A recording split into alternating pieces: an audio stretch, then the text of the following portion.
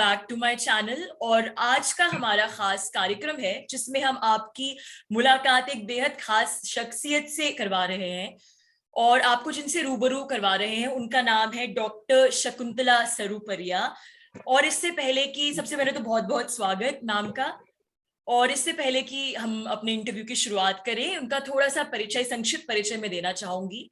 Doctor Shakuntala Saruparia जी बहुमुखी प्रतिभा की धनी हैं और इनमें एक साथ इतने सारे टैलेंट्स का मिश्रण है कि शब्दों में बयां करना मुश्किल सा प्रतीत होता है।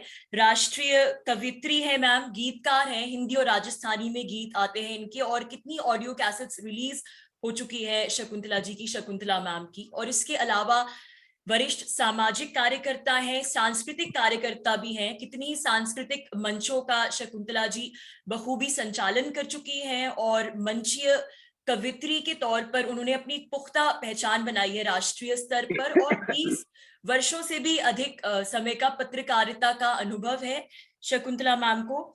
और 14 वर्षों से तनिमा मासिक साहित्यिक पत्रिका के साथ वो जुड़ी है, इसकी प्रकाशक भी हैं और संपादक भी हैं।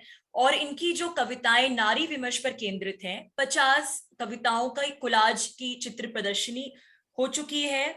और इसके अलावा 2 पुस्तकें प्रकाशित हैं, एक राजस्थानी अकादमी से और दूसरी हिंदी अकादमी से।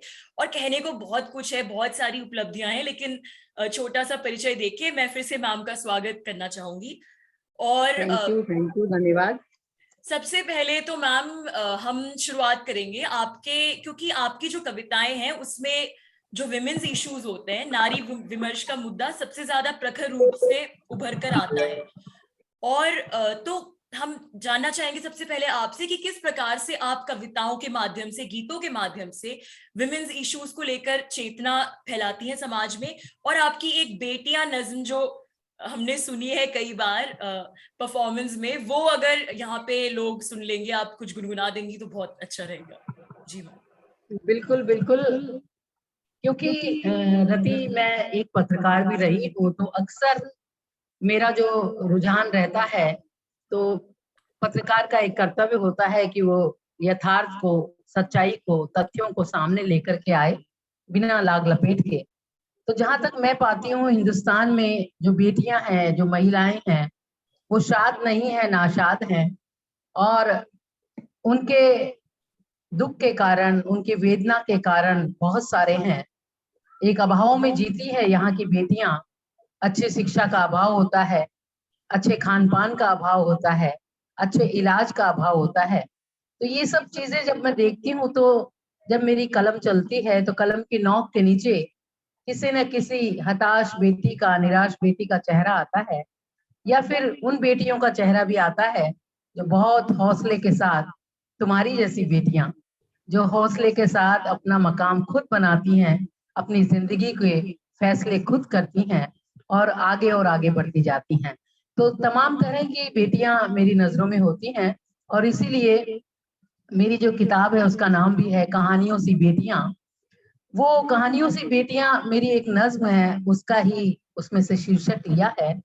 ये बेटियां हैं कहानियां की, कहानियों सी बेटियां, हर जुल्म के निशाने पे निशानियों सी बेटियां, कभी चुकने वाली सी नहीं उधारियां सी बेटियां, कहीं मोटी मोटी गालियों की सवारियों सी बेटियां।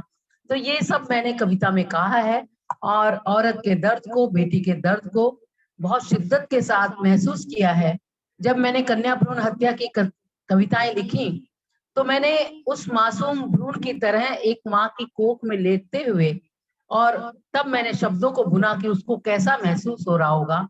जब मैंने कहा कि मेरे तो हाथ ही अधूरे हैं कि मैं कुछ रोक नहीं सकती, मेरे होठ अनगढ़े हैं कि मैं कुछ बोल नहीं सकती। मतलब उसकी हत्या हो रही है कोख में, एक माँ के द्वारा, एक डॉक्टर के द्वारा, जो ज्यादातर लेडीज डॉक्टर होती हैं। तो सृष्टि का जो नूर है, सृष्टि का आधार है, उसको बीजों की तरह, कटे हुए नाखूनों की तरह फेंक दिया जाता है। और कटे हुए हमारे कंघी के जो केश हैं, जो हम बाल को बनाते हैं उसके बाद बचते हैं, तो उनको फेंक देते हैं, वैसे बेटियां फेंक दी जाती हैं। तो इस दुख को मैंने लिखा है अपनी कविताओं में, बहुत शिद्दत के साथ महसूस करते हुए। बहुत बहुत शुक्रिया आपके मंच पर मुझे बुलाने के लिए।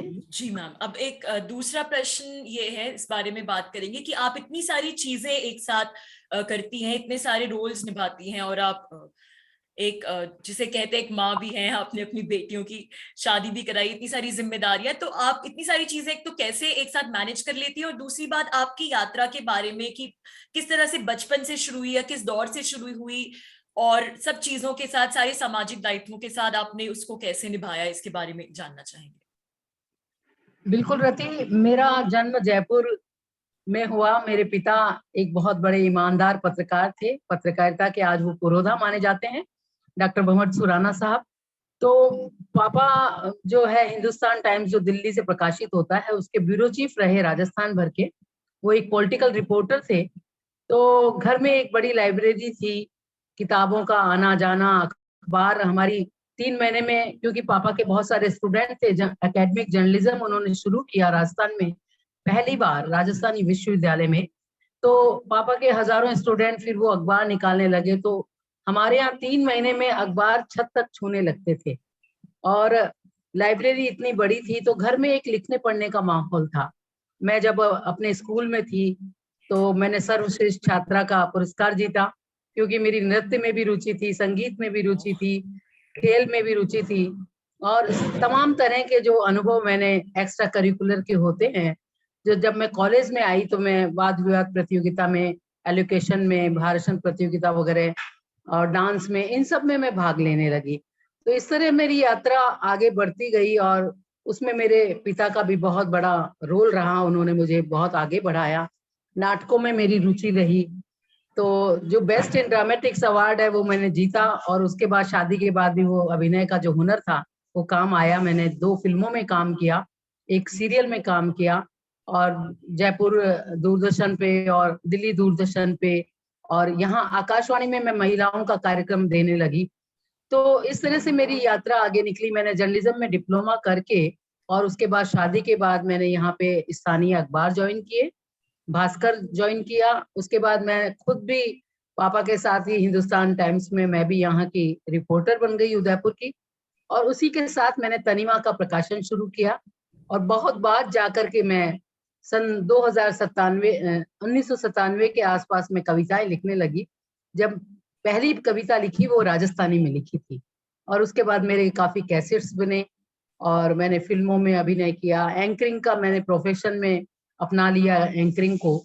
तो उदयपुर शहर में जितने भी कार्यक्रम होते थे तो महिला एंकर के रूप में मैंने अपनी पहचान स्थापित की। तो ये मेरा जिंदगी का दौर रहा। और एक साथ निभाने का ये होता है कि जब आपको सामने बहुत सारी जिम्मेदारियां दिख रही हैं, बहुत सारी चुनौतियां हैं जीवन में, आर्थिक अभाव है, तो आपको कुछ नहीं सूझता। आपके बेटियां दिखती हैं, आपका परिवार दिखता है, जिम्मेदारियां दिखती हैं। 1 तारीख आते ही आपको मकान का किराया भी देना है, बिजली का बिल भी भरना है, दूध वाले का दूध भी का बिल भी देना है। तो इस तरह की जो जिम्मेदारियां मेरे साथ आई, एक संघर्ष का बहुत लंबा दौर था। लेकिन मैं इसलिए अपने आप को सफल मानती हूँ कि मैंने दोनों बेटियों को उस मुश्किल वक्त में बहुत अच्छी शिक्षा ग्रहण करवाई, और आज वो पेशे से इंजीनियर हैं। दामाद भी दोनों इंजीनियर हैं, और सौभाग्य से दोनों बेटों की तरह मुझे महसूस होते हैं। बेटियां भी बहुत अच्छा काम कर रही हैं। तो मुझे गर्व होता है कि बेटियों ने अच्छी से परवरिश की और मेरा संघर्ष कहीं ना कहीं काम आया है।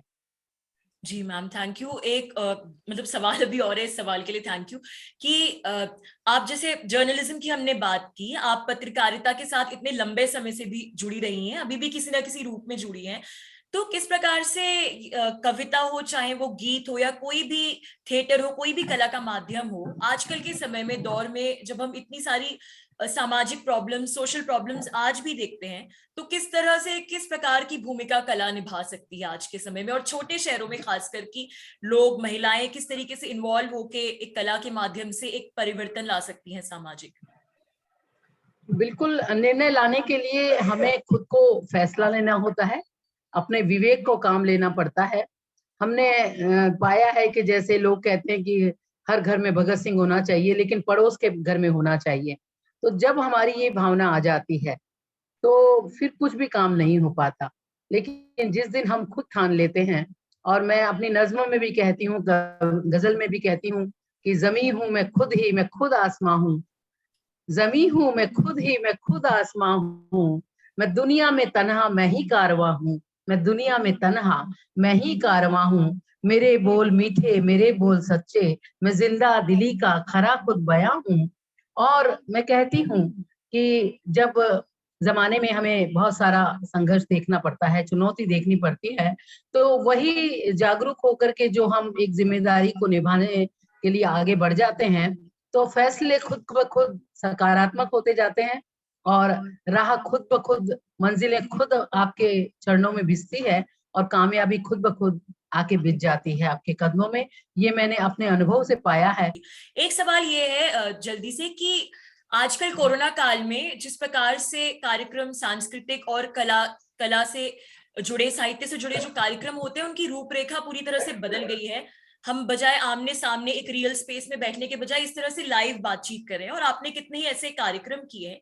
तो आप इसको किस रूप में देखती हैं, क्योंकि दूर बैठे लोग भी जुड़ सकते हैं जो कि पहले नहीं जुड़ सकते थे इतने आसानी से। जी बिल्कुल, मैं तो कल्पना भी नहीं करती थी कि कोई ऐसा दौर आएगा जबकि विदेशों में बैठे लोग, देश के अलग अलग हिस्सों में, गांव ढाणी में बैठे हुए लोग मुझे एक कवित्री के रूप में पहचानेंगे।